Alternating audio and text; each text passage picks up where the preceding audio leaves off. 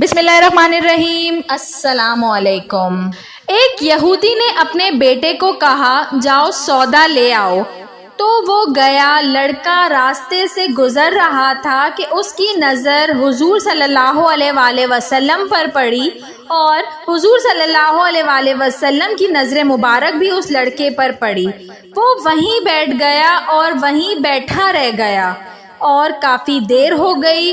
وہ یہودی کبھی اندر جاتا کبھی باہر آتا کہ لڑکا کہاں رہ گیا، آیا نہیں ابھی تک۔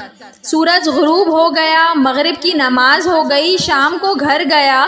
باپ نے پوچھا ارے نادان اتنی تاخیر کی؟ باپ بہت غصے میں کہ بڑا ہی نادان اور پاگل ہے، میں نے کہا تھا جلدی آنا، تم اتنی دیر کر کے آئے ہو، اور تمہیں سودا لینے بھیجا تھا، تم خالی ہاتھ واپس آ گئے ہو، سودا کہاں ہے؟ بیٹا بولا سودا تو میں خرید چکا ہوں۔ باپ کیا پاگل آدمی ہو تم، میں نے تجھے سودا لینے بھیجا تھا، سودا تمہارے پاس ہے نہیں اور کہتا ہے خرید چکا ہوں۔ بیٹا کہتا ہے بابا یقین کریں سودا خرید آیا ہوں۔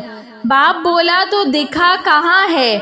بیٹے نے کہا کاش تیرے پاس وہ آنکھ ہوتی تو تجھے دکھاتا، میرا سودا کیا ہے۔ میرے بابا میں تمہیں کیا بتاؤں میں کیا سودا خرید لایا ہوں۔ باپ نے بولا چل چھوڑ رہنے دے۔ وہ لڑکا روز نبی رحمت صلی اللہ علیہ وآلہ وسلم کی خدمت میں بیٹھنے لگا۔ وہ یہودی کا اکلوتا بیٹا تھا، بہت پیارا تھا، اس لیے کچھ نہ کہا۔ کچھ دنوں بعد لڑکا بہت بیمار ہو گیا، کافی دن بیمار رہا، اتنا بیمار ہوا کہ کمزوری اتنی ہو گئی کروٹ لینا مشکل ہو چکا تھا، اور پھر قریب المرگ ہو گیا۔ یہودی بہت پریشان تھا، پھر بھاگا بھاگا گیا حضور صلی اللہ علیہ وآلہ وسلم کی بارگاہ میں اور بولا میں آپ کے پاس آیا ہوں، آپ تو جانتے ہی ہیں میں یہودی ہوں، مجھے آپ سے کوئی اتفاق نہیں، مگر میرا لڑکا آپ کو دل دے گیا ہے اور قریب المرگ ہے، آپ کو رات دن یاد کر رہا ہے، کیا ممکن ہے آپ اپنے اس دشمن کے گھر آ کر اپنے عاشق کو ایک نظر دیکھنا پسند کریں گے؟ کیا یہ آرزو پوری ہو جائے گی کہ وہ مرنے سے پہلے آپ صلی اللہ علیہ وآلہ وسلم کا دیدار کر لے؟ وہ کسی اور چیز کی آرزو نہیں کر رہا۔ آپ صلی اللہ علیہ وآلہ وسلم نے یہ نہیں فرمایا کہ میں جاؤں گا یا نہیں جاؤں گا۔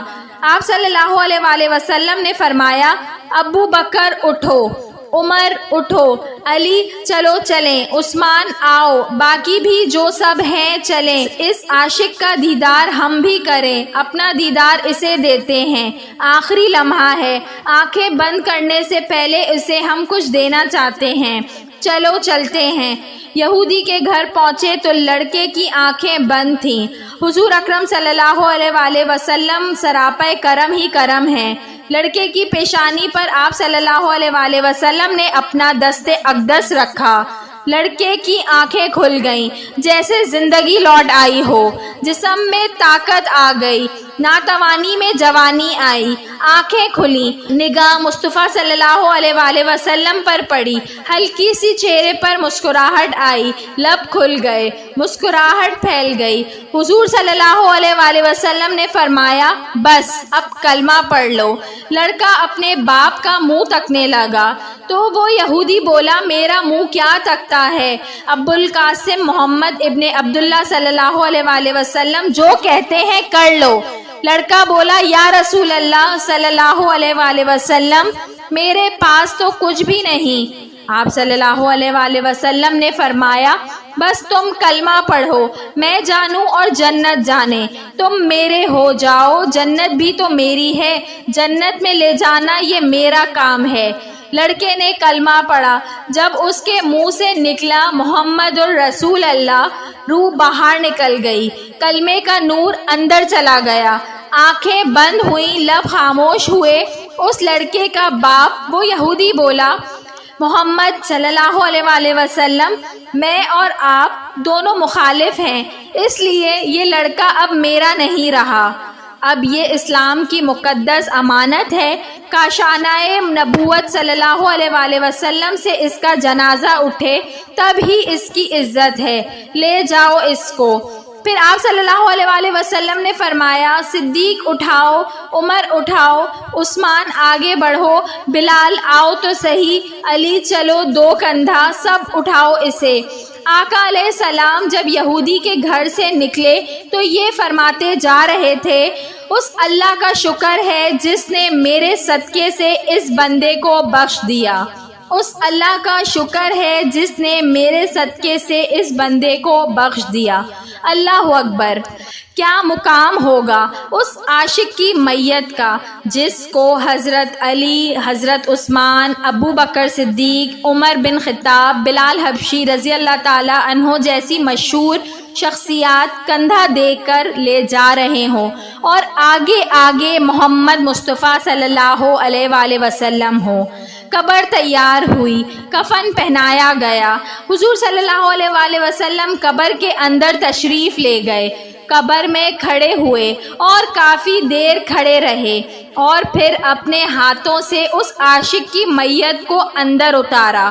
آپ صلی اللہ علیہ وآلہ وسلم قبر کے اندر پنجوں کے بل چل رہے تھے، مکمل پاؤں مبارک نہیں رکھ رہے تھے۔ کافی دیر کے بعد آپ صلی اللہ علیہ وآلہ وسلم قبر سے باہر آئے تو چہرے پر تھوڑی زردی چھائی تھی، تھکن محسوس ہوئی۔ اللہ غنی! صحابہ پوچھتے ہیں، حضور صلی اللہ علیہ وآلہ وسلم یہ ماجرا کیا ہے؟ پہلے تو یہ بتائیں آپ صلی اللہ علیہ وآلہ وسلم نے قبر میں پاؤں مبارک کمل کیوں نہیں رکھا؟ آپ صلی اللہ علیہ وآلہ وسلم پنجوں کے بل کیوں چلتے رہے؟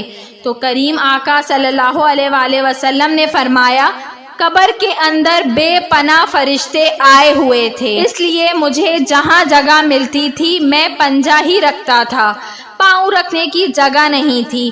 میں نہیں چاہتا تھا کسی فرشتے کے پاؤں پر میرا پاؤں آ جائے۔ پھر صحابہ نے پوچھا، آپ صلی اللہ علیہ وآلہ وسلم قبر کے اندر کیوں گئے؟ ہمیں کہتے ہم چلے جاتے۔ تو سبحان اللہ بہت خوبصورت جواب دیا کہ میں نے اس لڑکے کو بولا تھا نا تیری قبر کو جنت بناؤں گا، تو اب اسی قبر کو جنت بنانے قبر کے اندر چلا گیا تھا۔ تو پھر حضور اکرم صلی اللہ علیہ وآلہ وسلم اتنے تھکے ہوئے کیوں ہیں؟ تھکا ہوا اس لیے ہوں کہ فرشتے اور حوریں اس عاشق کے دیدار کے لیے آ رہے تھے اور میرے وجود سے لگ لگ کر گزر رہے تھے، ان کی وجہ سے تھک گیا ہوں۔ ویڈیو پسند آئی ہو تو اس کو ضرور لائک کریے گا، اور ایسی مزید اچھی ویڈیوز دیکھنے کے لیے میرے چینل اردو کہانی گھر کو سبسکرائب کر لیجئے۔ Thanks for watching. اللہ حافظ۔